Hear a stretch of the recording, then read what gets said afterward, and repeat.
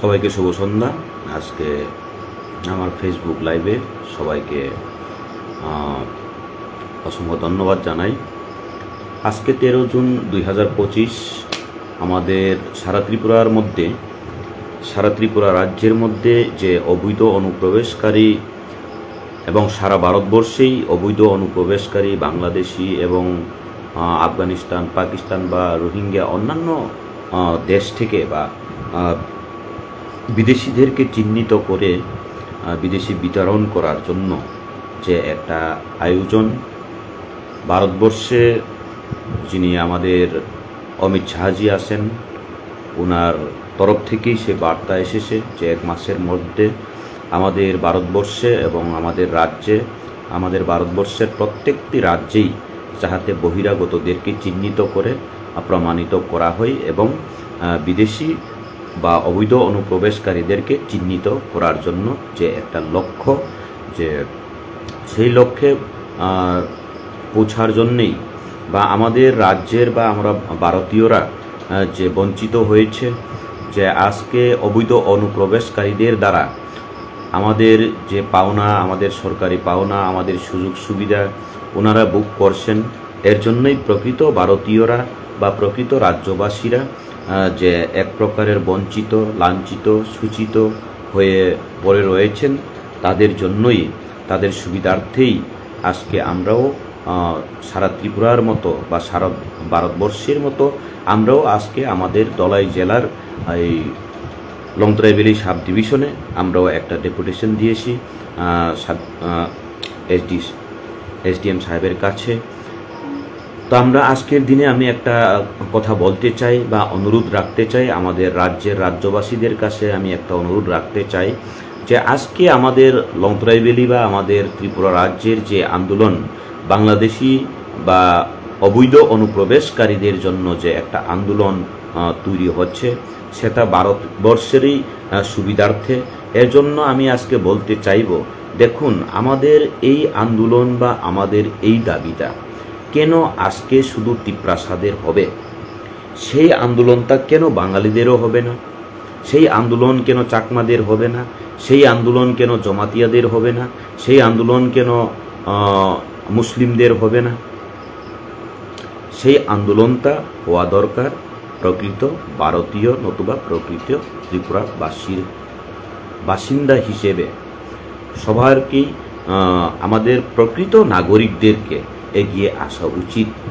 আজকে কেন শুধু ত্রিপুরামথার দাবি হবে? সেটা ত্রিপুরামথার দাবি না হয়ে বাংলাদেশিদেরকে বা অবৈধ অনুপ্রবেশকারীদেরকে চিহ্নিত করার লক্ষ্যে সেই আন্দোলন যাহাতে শুধু ত্রিপ্রাসাদের না হয়ে, শুধু ত্রিপুরামথার আন্দোলন না হয়ে, শুধু ত্রিপুরামথার দাবি না হয়ে সেই আন্দোলনটা হওয়া উচিত ছিল ত্রিপুরা রাজ্যের, ত্রিপুরাবাসীর প্রকৃত নাগরিক, জাতি, ধর্ম, বর্ণ নির্বিশেষে এই রাজ্যের সুবিধার্থে, এই রাজ্যের রক্ষার্থে, ভারতবর্ষের রক্ষার্থে ভারতীয় নাগরিক হিসেবে আপনাদেরকেও এগিয়ে আসা উচিত ছিল। পরবর্তীতে যাক, এই মুহূর্তে হয়তো আপনারা বুঝতে একটু অসুবিধা হচ্ছে মনে হয়। আমি আশা রাখব সামনের দিনে আপনারাও যাহাতে আপনাদের আওয়াজও যেন বাংলাদেশি বা অবৈধ অনুপ্রবেশকারীদের জন্য যাহাতে আপনারাও রুখে দাঁড়ান। কেননা দেখুন, আজকে অবৈধ অনুপ্রবেশকারীরা আমাদের এই রাজ্যে ওনারা স্বীকৃতি পেয়ে যাচ্ছেন, এই রাজ্যের নাগরিক হিসেবে ওনারা স্বীকৃতি পেয়ে যাচ্ছেন, এই রাজ্যের নথিপত্রগুলা সব কিছু ওনারা সঠিকভাবে পেয়ে যাচ্ছেন। কাদের দ্বারা? আজকে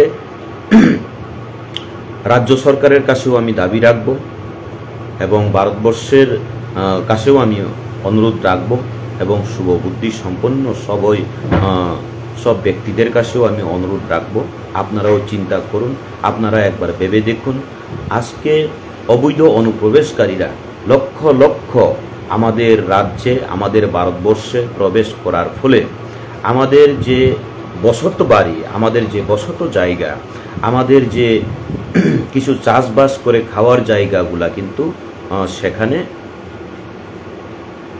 পরিপূর্ণ হয়ে যাচ্ছে। তার ফলে আমাদের ত্রিপুরা রাজ্যের প্রকৃত নিবাসীরা, কি বাঙালি কি তিপ্রাসা, সবাই কিন্তু আমরা ভুক্তভোগী হতে হবে আমাদেরকে।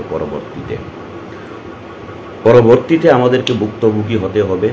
আজকের দিনে দেখুন, আজকের দিনে আমরা যারা প্রকৃত রাজ্যের রাজ্যবাসী নতুবা প্রকৃত ভারতীয়রা বঞ্চিত, শোষিত, লাঞ্ছিত হয়ে পড়ে রয়েছে। কেননা দেখুন, নিজের ঘরে কেউ এত বেশি সতর্কতা অবলম্বন করে না। এর জন্য আমরা প্রকৃত যারা নাগরিক, এই রাজ্যের নাগরিক, পুরাতন তিপ্রাসা হোক আর বাঙালি হোক, তাদের কাছে এখনো পর্যন্ত অনেকের কাছে, আমি প্রথমেই বলেছি, আজকে এখন আবার বলতে চাইব, অনেকের কাছে কিন্তু এখনো পর্যন্ত রেশন কার্ড নেই, এখনো পর্যন্ত জব কার্ড নেই। অনেকে আমি দেখেছি, অনেকটা বাঙালি গ্রামেও আমি গিয়েছি, আমরা কোনো না কোনোভাবে আমরা অনেক জায়গায় আমরা যাই, তদন্ত করি বা আমরা দেখতে পাই, বুঝতে পারি যে সেখানে অনেক বাঙালি পাড়ায় বা অনেক বাঙালি গ্রামেও কিন্তু এখনো পর্যন্ত অনেকে আইওআই ঘর পায়নি, অনেকে বিএ পাস এমএ পাস করে 8 বছর 10 বছর এবং বয়স উত্তীর্ণ হয়ে গিয়ে চাকুরি থেকে হাত ধুয়ে ফেলেছেন। কিন্তু যারা অনেকেই নব্য বাঙালি নতুবা নব্য যারা অবৈধ অনুপ্রবেশকারীরা এসেছেন, ওনারা কেউ আসাম থেকে স্কুল সার্টিফিকেট, কেউ বা ত্রিপুরা রাজ্যের কোনো না কোনো কোণার থেকে স্কুল সার্টিফিকেট নিয়ে এসে পঞ্চায়েত আরওয়ারে নাম নথিভুক্ত করিয়ে, ভোটার লিস্টে নাম নথিভুক্ত করিয়ে, আমি আজকের দিনে আমাদের প্রত্যেকটা জেলা শাসক নতুবা আমাদের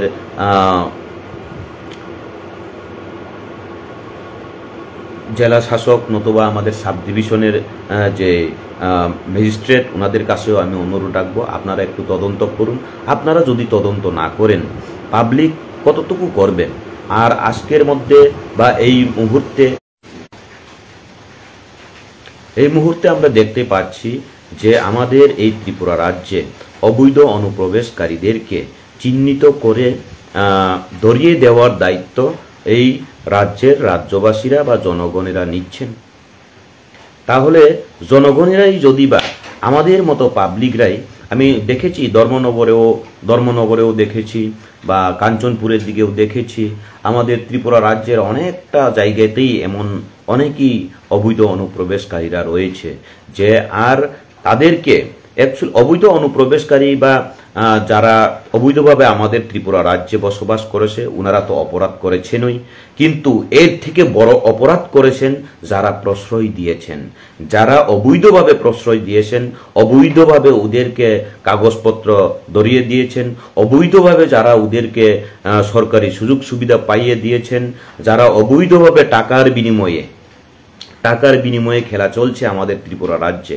বহু জেলাতেই আপনারা যান, অনেকটা ডিএম অফিসের আন্ডারে, অনেকটা সাব ডিভিশনের আন্ডারে আপনারা যান, আপনারা তদন্ত করুন, আপনারা দেখতে পাবেন যে কিছু টাকার বিনিময়ে পঞ্চায়েত আরওয়ারে নাম নথিভুক্ত হয়ে যাচ্ছে, ভোটার লিস্টে নাম নথিভুক্ত হয়ে যাচ্ছে এবং আধার কার্ড পাইয়ে দেওয়া হচ্ছে, রেশন কার্ডে নাম নথিভুক্ত করে দেওয়া হচ্ছে।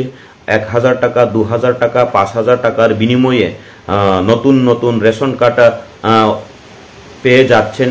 এর মধ্যে নতুন রেশন কার্ড পাওয়ার মধ্যেও আমাদের ত্রিপুরা রাজ্যের কি তিপ্রাসা, কি বাঙালি, কি মুসলিম যারা রয়েছেন পুরাতন, যারা টাকা পয়সা দিতে পারেন নাই, যারা ওই এসডিএম অফিসে যারা মোহরিগিরি করেন বা এসডিএম অফিসে বা ব্লকে, প্রত্যেকটা ব্লকে যারা বসে আসেন, তাদেরকে অফিসিয়ালি কাজ যারা করেছেন, আমি সবাইকে বলতে চাইব না, এমন কিছু সংখ্যক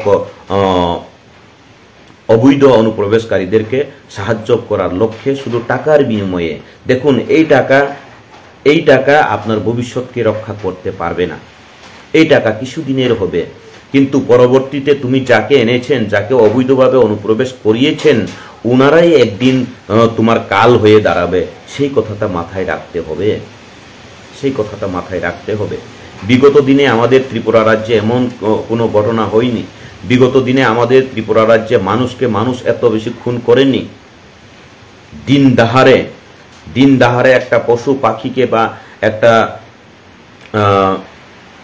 আমরা দেখতে পেরেছি বিগত দিনে আমাদের এই ত্রিপুরা রাজ্যের কোনো জাতিরাই এমন ছিল না, এমন উচ্ছৃঙ্খল ছিল না, এমন আতঙ্ক ছিল না, এমন দুষ্ট ছিল না।